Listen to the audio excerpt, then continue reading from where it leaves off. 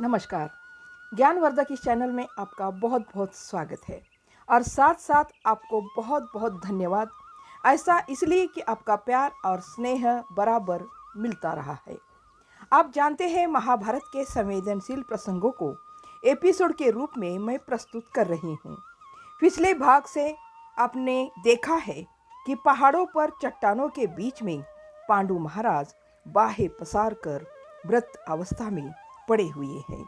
माद्री और कुंती दुख सागर में डूब गई है।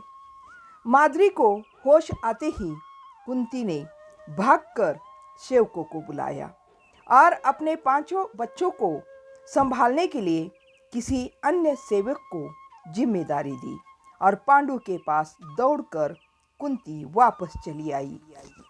माद्री पांडु का सिर गोद में लेकर विलाप कर रही थी। अब अगला कार्य शव संस्कार का था। आगे क्या करना चाहिए कुछ भी नहीं सूझ रहा था। शव को जला देने के बाद कुछ नहीं बचेगा। इसी शून्य भाव से कुंती भी बैठी हुई थी। सभी सेवक भी शव के पास ही खड़े थे। कुंती ने सेवकों को आदेश दिया कि पास के गांव जाकर धर्म और भीम को बुला लाओ। छोटा सेवक तुरंत भाग गया। पास खड़े बूढ़े सेवक ने सुझाया कि माँ, आप ऐसे चुप बैठेगी तो कैसा काम चलेगा? अगला काम भी तो करना है। शव अकड़ता जा रहा है, ऊपर से सर्दी भी बहुत है। कुंती ने शून्य नजरों से माद्री को देखा। वह ऐसी बैठी थी जैसे उसे कुछ सुना ही नहीं दिया हो। कुंती भी हिली नहीं। थोड़ी देर में छोटा सेवक धर्म और भीम के साथ भागा भागा आ गया। धर्म ने तुरंत कुंती से पूछा, माँ, पिताजी को क्या हो गया है? 8 वर्ष का भीम माद्री के कंधे से लगकर कंधे दबाकर पूछ रहा था, माँ, पिताजी मर गए? क्यों मर गए? तब तक पास के गांव के 8-10 पुरुष दौड़े दौड़े आए। उनके पीछे उनकी पत्नियां, बच्चे, बूढ़े सब आ गए। सभी शव के चारों ओर खड़े हो गए। माद्री ने धीरे से शव के सिर को उठाकर नीचे रख दिया और गर्दन अकड़ चुकी थी। माद्री वहां से उठकर कुंती के पास आकर उसका हाथ पकड़कर बोली, दीदी, अगला काम कराइए। मैंने निश्चय कर लिया है। शव के साथ ही लेटकर मैं भी अग्नि में समा जाऊंगी। कुंती को कुछ भी समझ में नहीं आया। कुंती ने कहा, तुम क्या कह रही हो? तब माद्री ने इतना ही कहा, मैंने निश्चय कर लिया है दीदी। तब कुंती ने कहा, मैंने मारा इसलिए गुस्सा आ गया? जो होना था सो हो गया। अब तुम ऐसा करोगी तो बच्चों का क्या होगा? मेरा साथ दो माद्री। परंतु माद्री अपने निश्चय पर अटल थी। सेवकों ने समझाया, गांव वालों ने समझाया, धर्म और भीम ने लिपटकर माद्री से प्रार्थना की। कुंती नकुल और सहदेव को उसकी गोद में रखकर गिड़गिड़ाने लगी, परंतु माद्री टस की मस नहीं हुई। कुंती संस्कार करने में यह सोचकर देर कर रही थी कि शायद माद्री मान जाए, उसका मन बच्चों को देखकर तो पिघल जाए, परंतु वह निश्चय नहीं बदली। गांव वालों ने पांडु के शव को उठाया और जहां उनका रहने का निवास था उस कुटिया के सामने शव को रख दिया। गांव वालों ने कुंती से गर्म कंबल लेकर पांडु को उड़ा दिया। माद्री ने कहा, शव संस्कार कल होगा। वह शव के पास बैठी रही। समाचार पाकर पास की घाटी के गांव के कुछ और लोग भी आ गए थे। उन लोगों ने समझाया, पर माद्री ने निश्चय नहीं बदला। रात में माद्री ने कुटी का दरवाजा बंद कर लिया। रात भर वह अकेली ही शव के पास बैठी रही। पास एक दिया भी जलता रहा। बाकी सब लोग बाहर ही बैठे थे।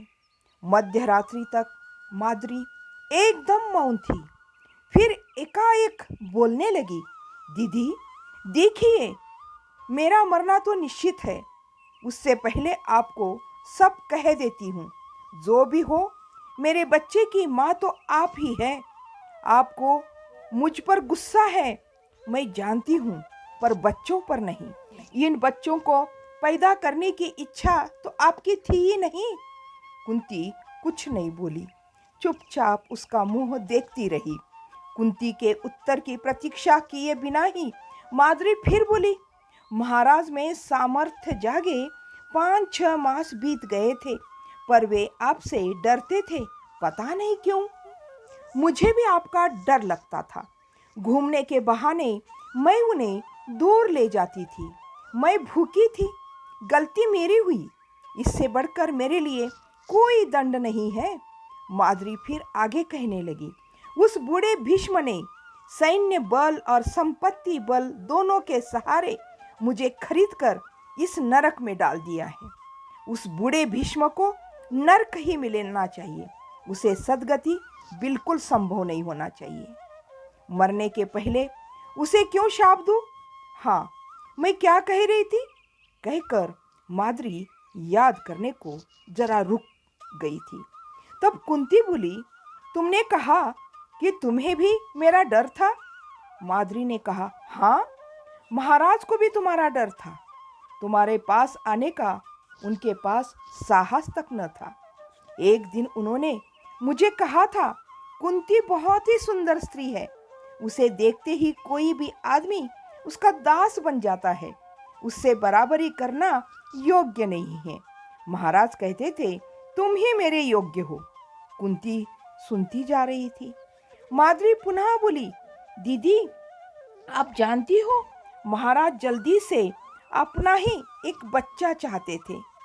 अपने ही बच्चों को उठाकर गले लगाकर खुश होने की आतुरता उनमें बढ़ती ही जा रही थी।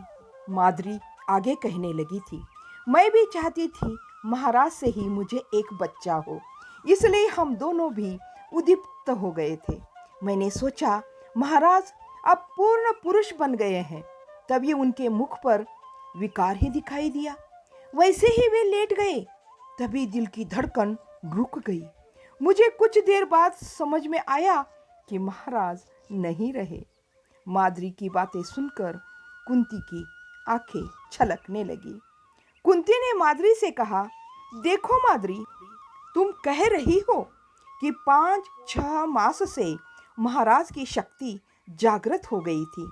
इतने में तुम अकस्मात गर्भवती हो गई हो तो तुम्हें भ्रूण हत्या का पाप लगेगा।